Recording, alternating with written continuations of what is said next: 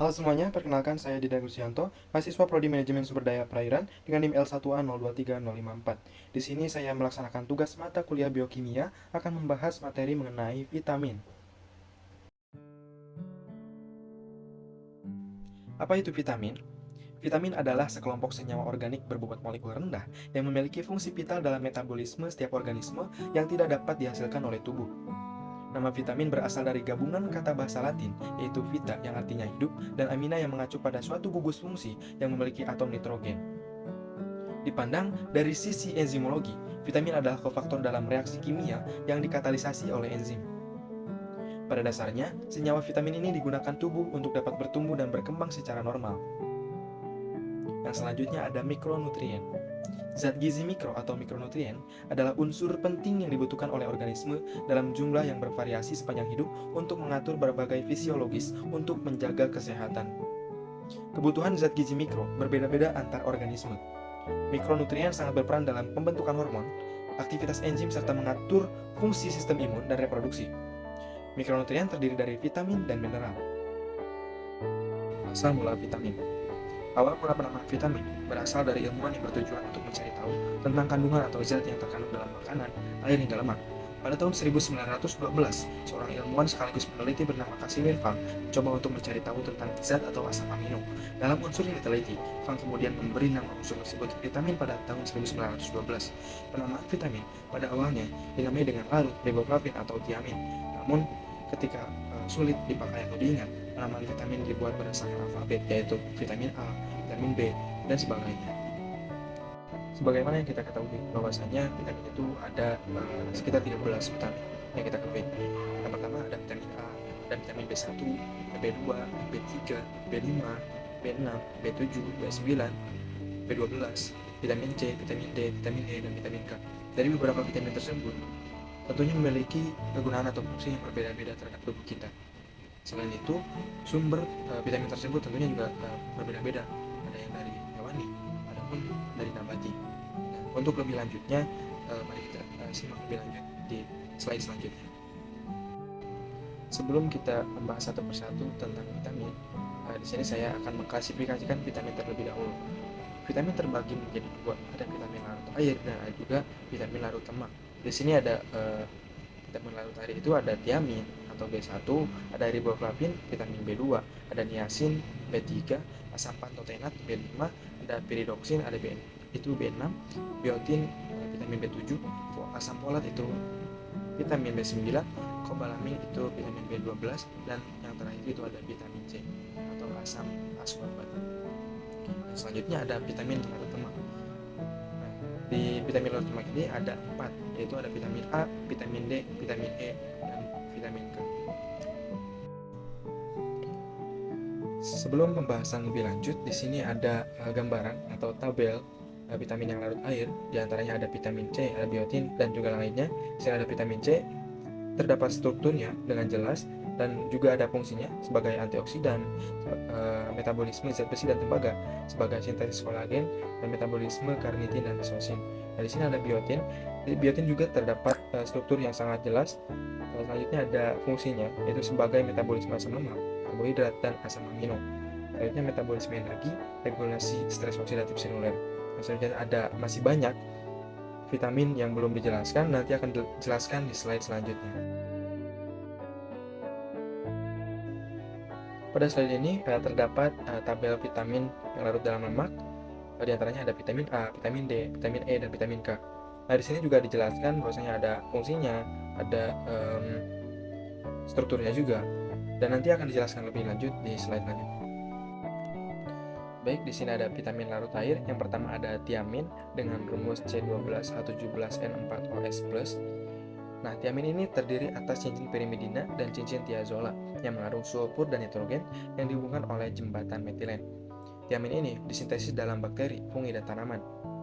Asupan yang tidak cukup menyebabkan penyakit beri-beri yang mempengaruhi sistem saraf tepi dan sistem kardiovaskular.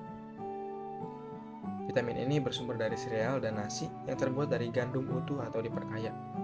Ada juga kacang-kacangan, bibit gandum, dedak, ragi, gula setali hitam, dan juga yang lainnya.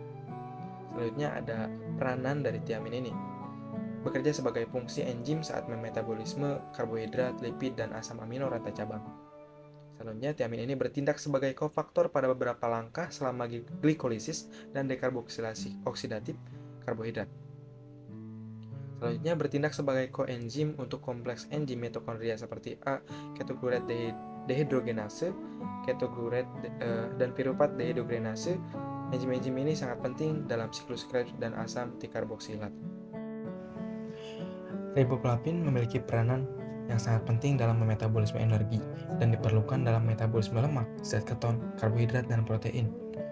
Berperan dalam pembentukan sel darah merah, antibodi dalam tubuh, dan dalam metabolisme pelepasan energi dari karbohidrat.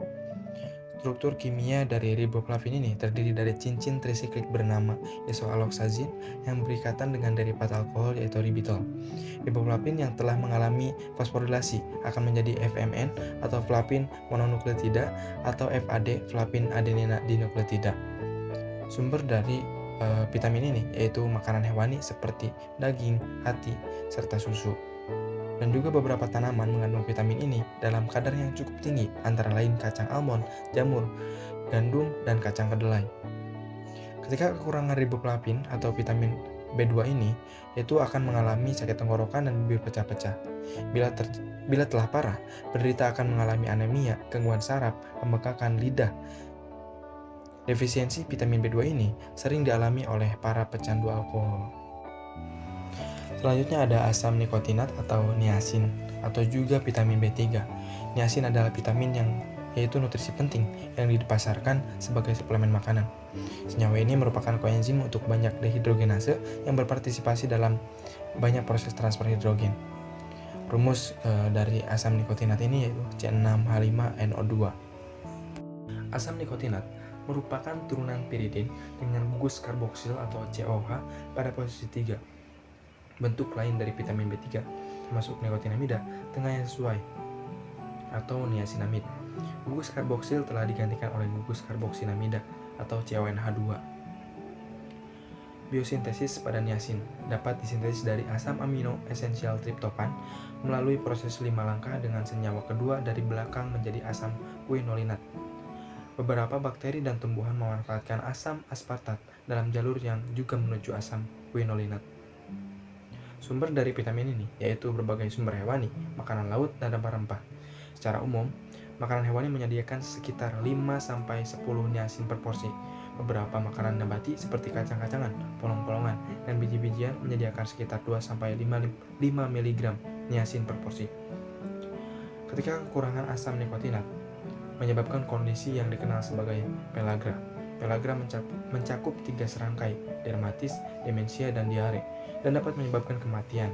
Kekurangan niacin dapat terjadi karena kelainan genetik, kondisi malabsorptif, dan interaksi dengan obat-obatan tertentu. Selanjutnya ada asam pantotenat atau vitamin B5. Di sini terdapat struktur dan juga rumus senyawa atau rumus kimianya yaitu C9H17NO5.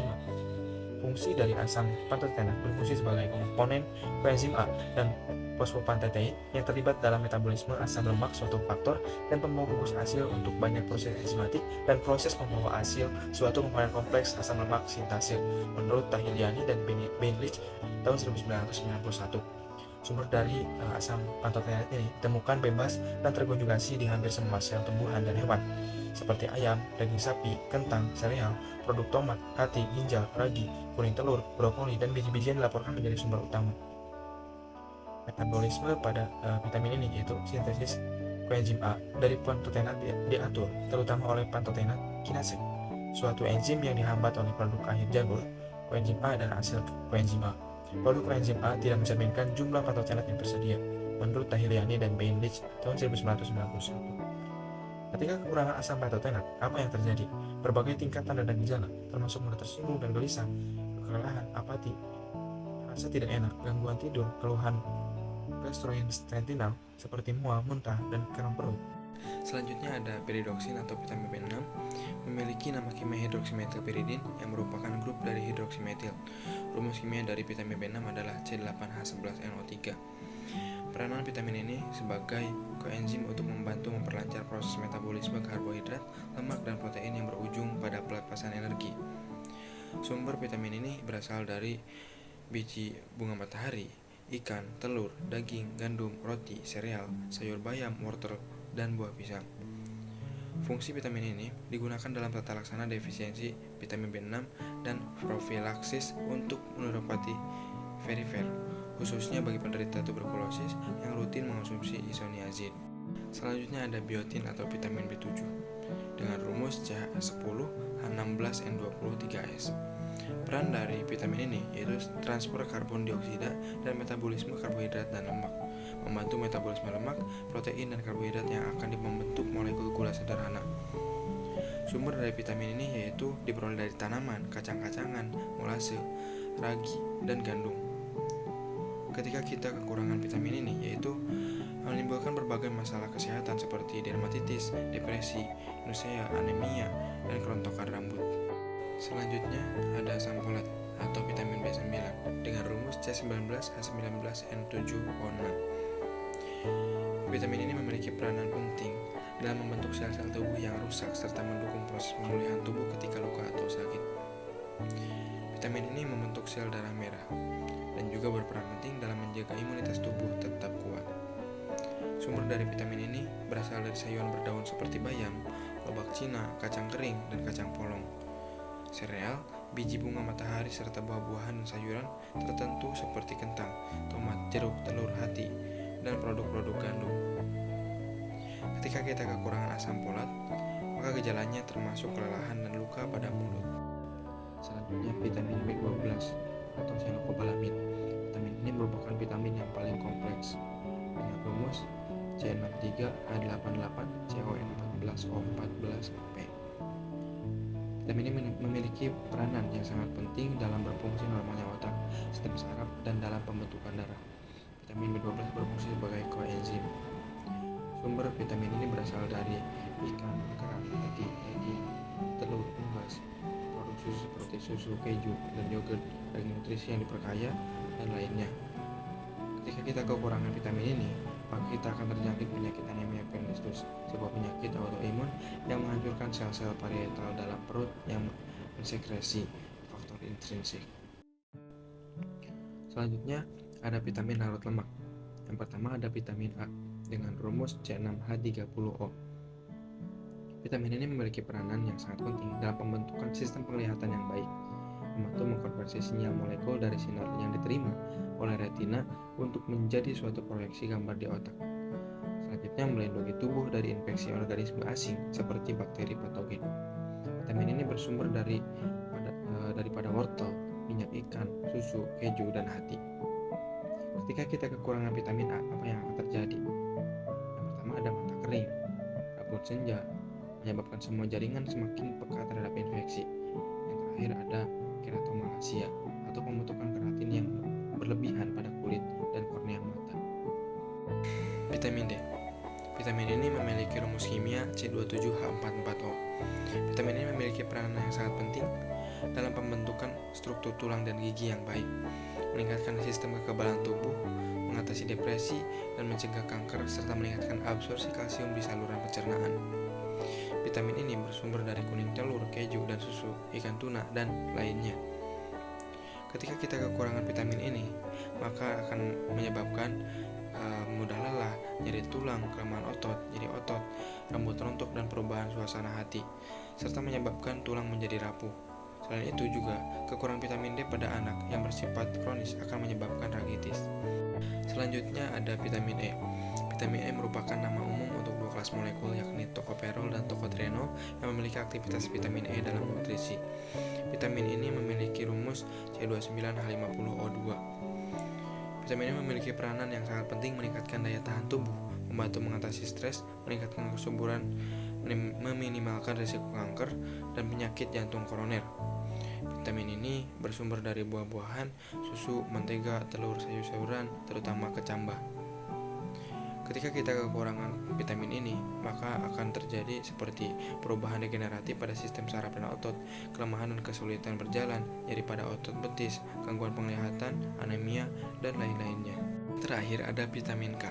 Vitamin ini memiliki rumus C31H46O2. Vitamin ini terdapat dua macam, yaitu vitamin K1 dan vitamin K2. Vitamin ini memiliki peranan penting dalam koagulasi atau yang juga dikenal sebagai pembekuan darah. Selain itu, menjaga kesehatan tulang dan jantung, menjaga peredaran darah ketika mengalami luka. Vitamin ini K1 itu bersumber dari sayur-sayuran berdaun hijau dan beberapa sayuran lainnya. Vitamin K2 adalah kelompok senyawa lain yang berasal dari daging, keju, bakteri yang disintesis, dan telur. Ketika kita kekurangan vitamin ini, gejala utama defisiensi yaitu perdarahan yang berlebihan, mengalami pendarahan ketika memar biasa, mengalami gumpalan darah kecil di bawah kuku. Hubungan vitamin dengan perikanan. Vitamin dengan dunia perikanan memanglah sangat keterkaitan. Di antaranya karena vitamin sangat berperan penting terhadap dunia perikanan, dikarenakan sumber pakan yang memiliki vitamin akan berdampak baik terhadap tumbuh kembang ikan. Selain itu, vitamin yang baik biasanya berasal dari ikan. Ikan memiliki peranan yang sangat penting, yaitu sebagai sumber vitamin yang baik. Karena itu, hubungan antara vitamin dan dunia perikanan itu sangatlah keterkaitan. Mungkin itu saja penjelasan materi mengenai vitamin pada kesempatan kali ini. Terima kasih atas perhatiannya.